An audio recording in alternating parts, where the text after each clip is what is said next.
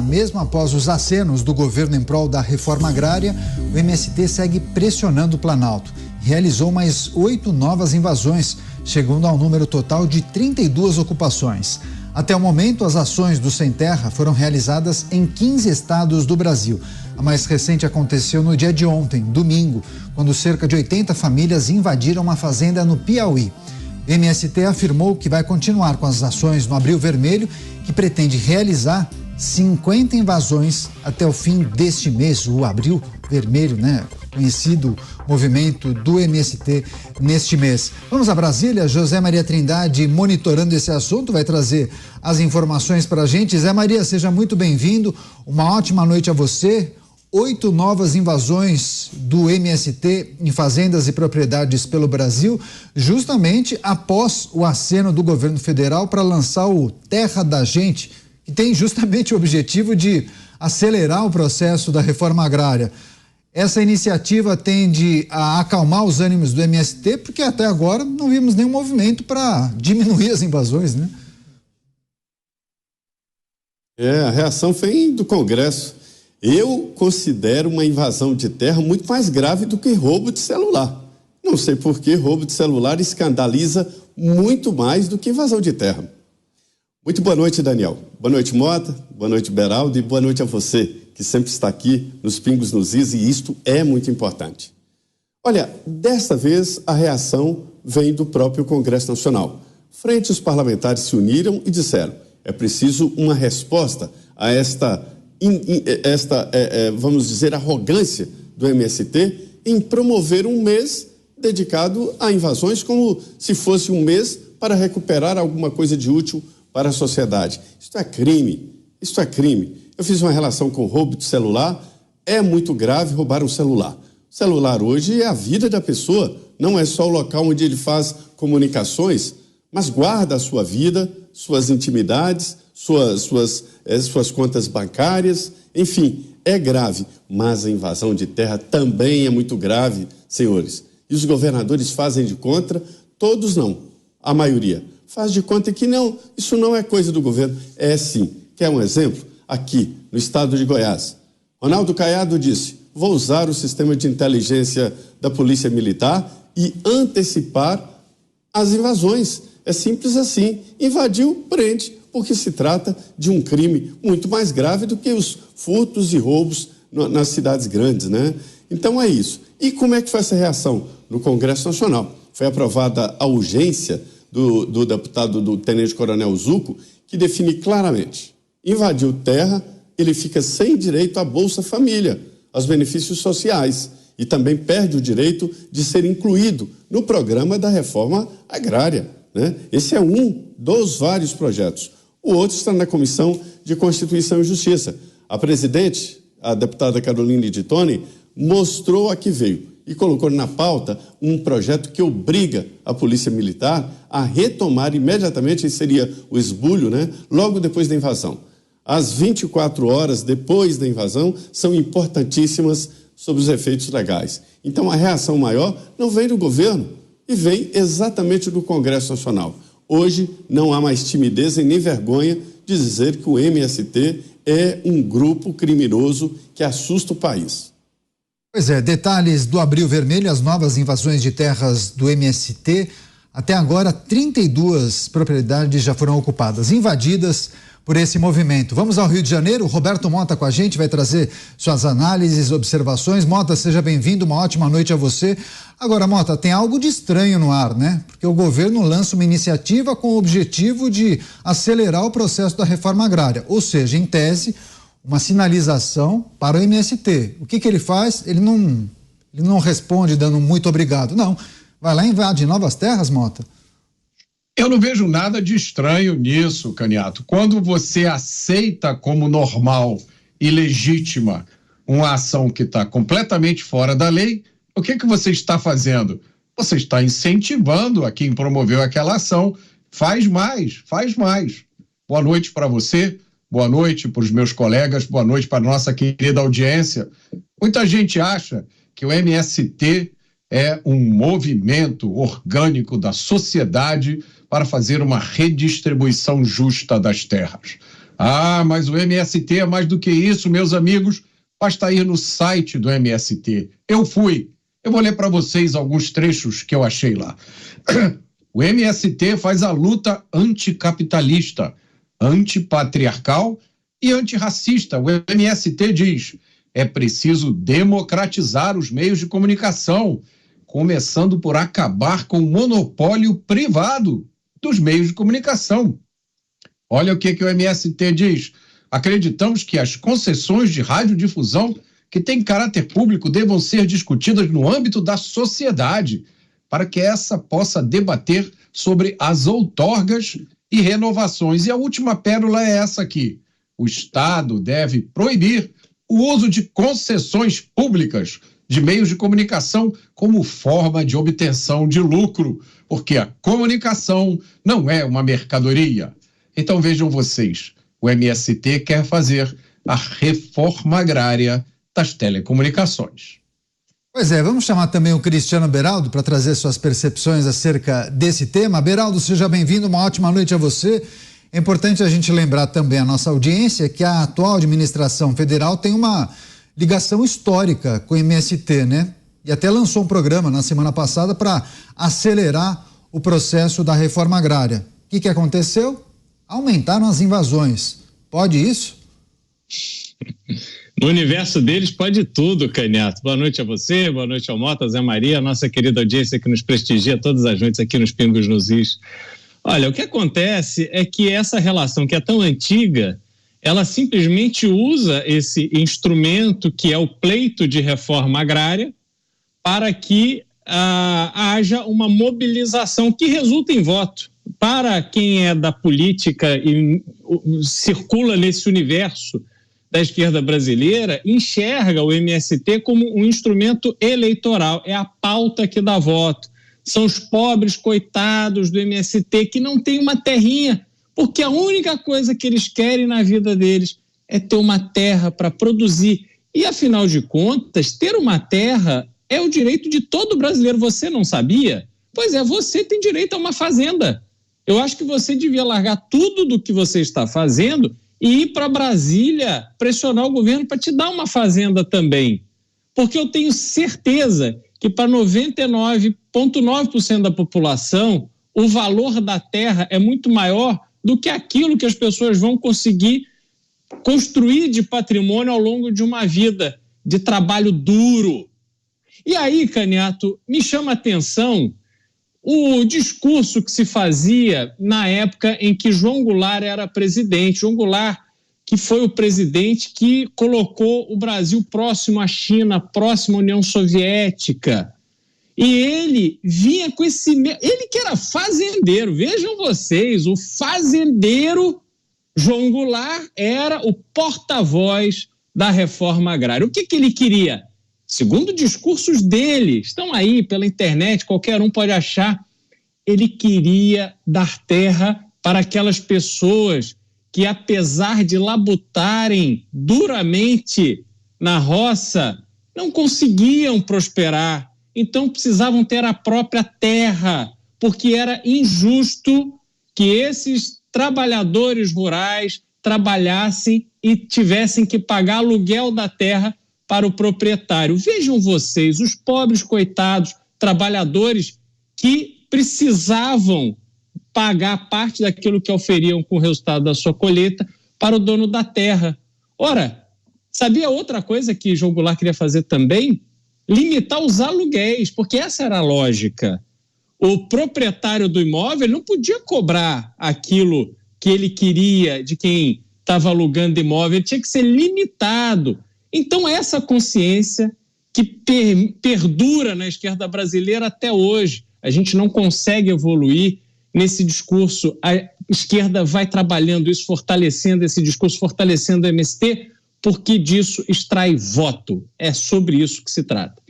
Pois é, Zé Maria, o Beraldo toca num ponto importante acerca do argumento, né, da justificativa, do mérito das invasões, aquilo que é defendido pelo MST, que muitas vezes acaba dizendo que as invasões são feitas justamente para você fazer cumprir a função social da propriedade, mas acaba sendo uma tese assim um pouco abstrata, né?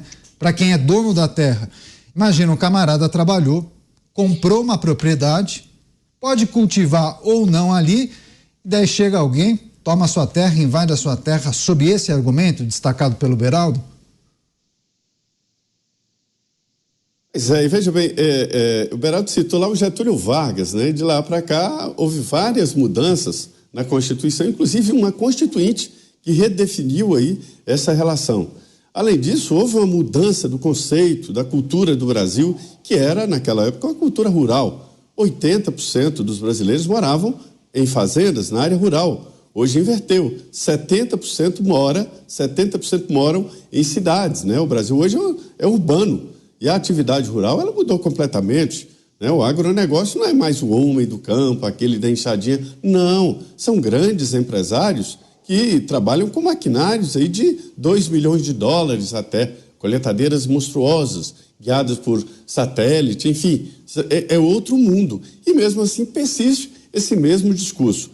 Na Constituinte, houve, Beraldo, um debate muito forte sobre esse conceito, né, de direito social da terra, esse lado social da terra.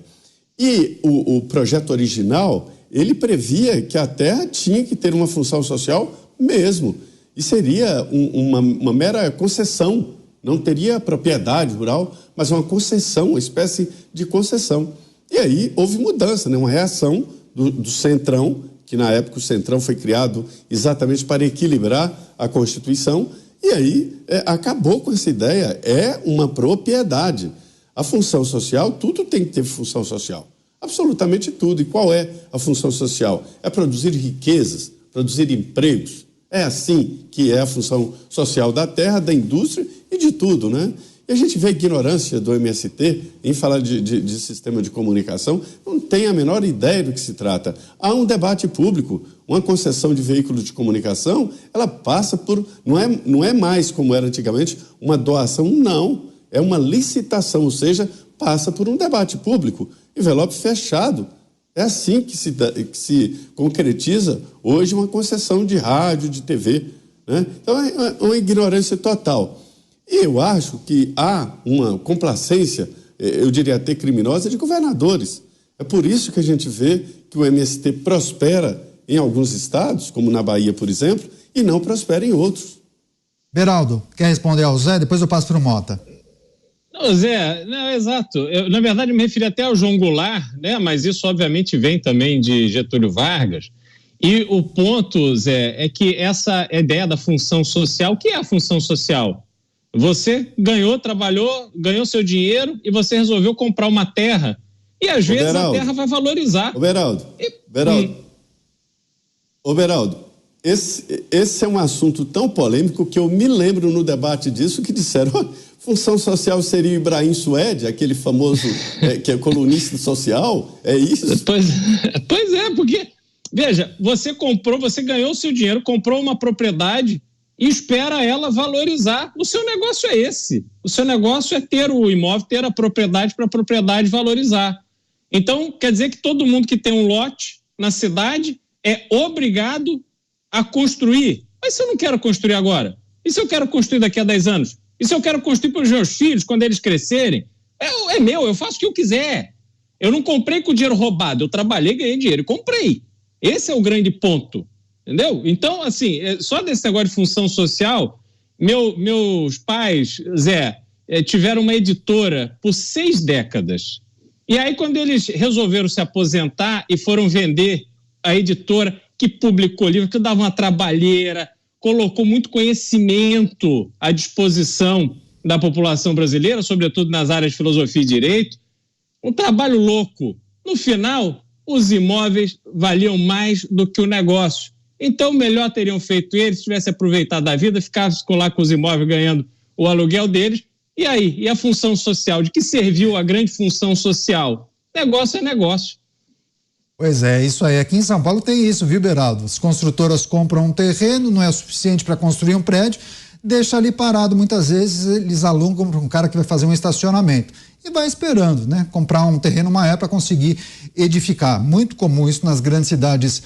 Mota, o Zé e o Beraldo trouxeram reflexões importantes, inclusive de momentos históricos do país do século passado. Agora, o que é preciso destacar, porque nós vimos o êxodo rural acontecendo, ou seja, aquela migração de trabalhadores do campo para as cidades. E o mundo mudou, né? Muitas vezes os trabalhadores do MST chegam de picape nas invasões, né? Há uma situação diferente. Você acha que as pautas defendidas pelo MST não são mais legítimas ou nunca foram? O seu mic está fechado, Mota, por favor. Discutir a legitimidade de uma pauta não é uma coisa simples. Agora, o que a gente pode afirmar com certeza, como mostra o trecho do site do MST que eu li aqui, quem quiser pode entrar e verificar por si mesmo. O MST não é um movimento representativo das pessoas da sociedade que, por uma razão ou outra, tem alguma reivindicação sobre a terra.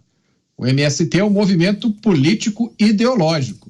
A CPI do MST no Congresso mostrou isso. Nós vimos imagens de acampamentos do MST, onde tinha lá pôsteres enaltecendo a Revolução Cubana, enaltecendo a figura triste do Paulo Freire, o pior produto de exportação brasileiro.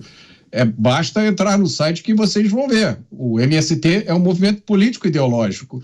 Curiosamente, é um movimento que não tem CNPJ, que não tem dono. Curiosamente, é um movimento que faz coisas que, se qualquer um de nós quatro aqui tentar fazer, provavelmente nós vamos enfrentar consequências graves.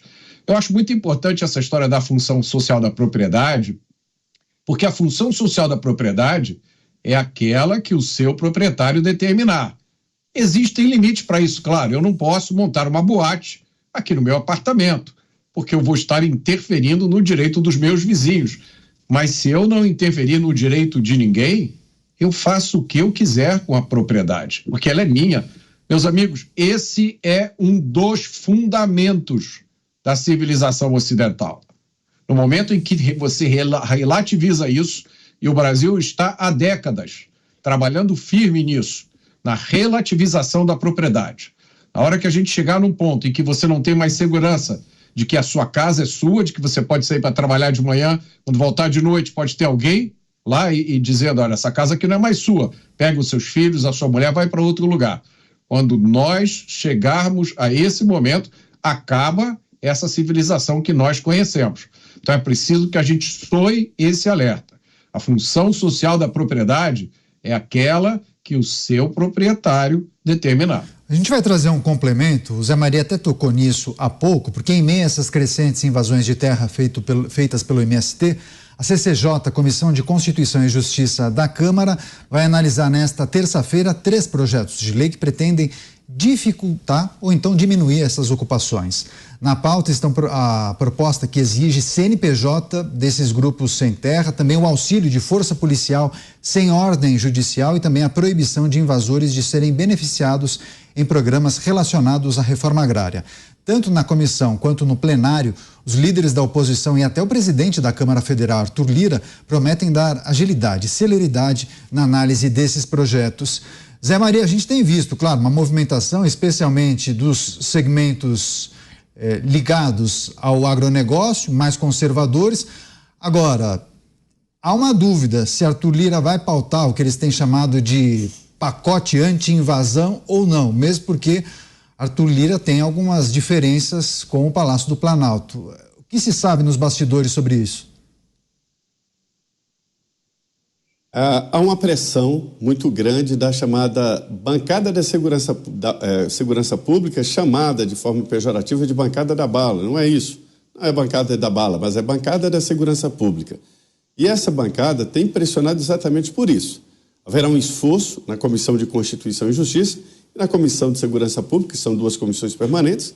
A de Justiça ela é fundamental, né? E há aprovação de uma urgência, o que significa que o projeto já está na pauta. Para ele ser retirado, precisa de um requerimento para adiar a votação. Para se ter uma ideia, esse projeto do deputado Zucco, né, que define ali o enquadramento do MST como crime e impede quem invadir terra de ser beneficiado por ações sociais, Bolsa Família e assim por diante, além de ficar impedido de se beneficiar da reforma agrária. Isso é um projeto importante. A reforma agrária, esse projeto eterno da reforma agrária, se é que ele existe, ele tem que ser tocado pelo governo e não por invasão. Lá em Fernando Henrique, houve a aprovação de uma lei que já define: fazenda invadida não pode ser alvo de reforma agrária. Isso porque havia uma indústria de venda de fazenda. Era um momento que ninguém comprava fazenda no Brasil, a não ser para a reforma agrária e vender para o governo é bom. E aí houve uma indústria de invasão para vender para a reforma agrária. E aí Fernando Henrique aprovou uma lei no Congresso dizendo: fazenda invadida não pode ser usada para a reforma agrária. Então essa reação é muito importante. Eu conversei com um grupo de empresários do sul da Bahia que está montando um MST do outro lado. É um grupo que visa defender o fazendeiro e olha que interessante. Não é criando milícias, nem armas, nem nada, mas legalmente. Como é que é? O fazendeiro que for vítima da invasão terá o apoio desse invasão zero, através de advogados, orientação e, principalmente, informação, né, sobre as primeiras 24 horas depois do crime, né, depois da invasão, que são momentos importantíssimos, o que fazer, ir na justiça, no governo e principalmente na polícia. A história é ir lá, chamar a polícia e tirar as pessoas, porque aí é esbulho, não é retomada de posse, é esbulho. Então, assim, veja como a coisa está crescendo. Acabou aquela vergonha, aquele medo que se tinha de dizer: olha, o MST é um grupo criminoso. Beraldo, 32 propriedades já invadidas neste mês, possibilidade de chegar ao número de 50. Que tal o alcance de deputados e senadores? É preciso mudar a legislação, endurecer o regramento? Conta pra gente. Não, na verdade, o combate em si... Porque essas coisas, vamos lá, a gente está falando de pessoas que não cumprem a lei. O que intimida a pessoa que não cumpre a lei? A reação. Ela ter certeza que a polícia vai agir. Ela saber que o fazendeiro pode estar armado.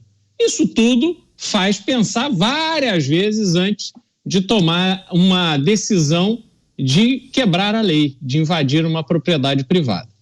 Então, o mais importante disso tudo é que os estados, sobretudo as polícias estaduais, estejam preparadas, capacitadas e tenham suporte do governador para agirem com máxima rigidez quando houver uma invasão. E aí o papel do Congresso é, claro, trabalhar a legislação para que, do ponto de vista legal, haja consequências, para que os louros colhidos por não cumprir a lei, que é a que grupos como a MST está habituado, que isso não se concretize. Então, você tem, sim, várias coisas para dificultar a vida dessas pessoas, mas a gente não pode se iludir, achando que simplesmente em razão de uma lei mais dura, eles vão se inibir. E também, como o Zé Maria citou, né, esse grupo que dá suporte ao fazendeiro, vejam, se não é um grupo que realmente tenha a força do ponto de vista da segurança, né, de estar ali armado para impedir a invasão, o MST, quando olha, não, agora o fazendeiro vai ter advogado, ele não está nem aí, porque ele não cumpre a lei, ele invade as propriedades e sabe o que eles têm em troca? Passeio em comitiva oficial até a China. Você, Mota, para fechar essa pauta, o que está ao alcance de senadores e deputados, inclusive a Câmara Federal vai analisar esses projetos contra as invasões do MST, chamado inclusive de pacote contra invasões. Mota. Eu acho ótimo, né? Eu acho inacreditável que esses movimentos sociais não tenham CNPJ. Vamos supor que qualquer um de nós quatro aqui tenta criar uma ONG, cria, né, um movimento, sai fazendo um monte de coisa sem CNPJ. Eu quero saber quantos dias a gente fica continuando fazendo isso. O outro, é óbvio, né? Se invadem a sua terra, por que eu tenho que esperar uma ordem judicial para tirar as pessoas de lá? Direito de propriedade devia ser reconhecido automaticamente. E o terceiro é o mínimo que se espera. Se o sujeito invade uma propriedade, ele ainda vai receber benefícios do Estado.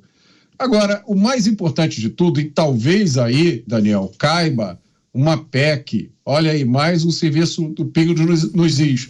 No mesmo sentido, daquela PEC das drogas, que a PEC das drogas, ela diz o que a lei já diz, mas que precisa ser dito através de uma PEC, porque tem muita gente que tem problema de audição. Então, por que não fazem também uma PEC dizendo é proibido invadir a propriedade dos outros? Invasão de terra no Brasil é e continuará sendo considerada crime. Está aí uma PEC boa, porque aí a gente não fica com essa absurda, imoral e inconstitucional tolerância com um ato que viola um direito fundamental, que é o da propriedade.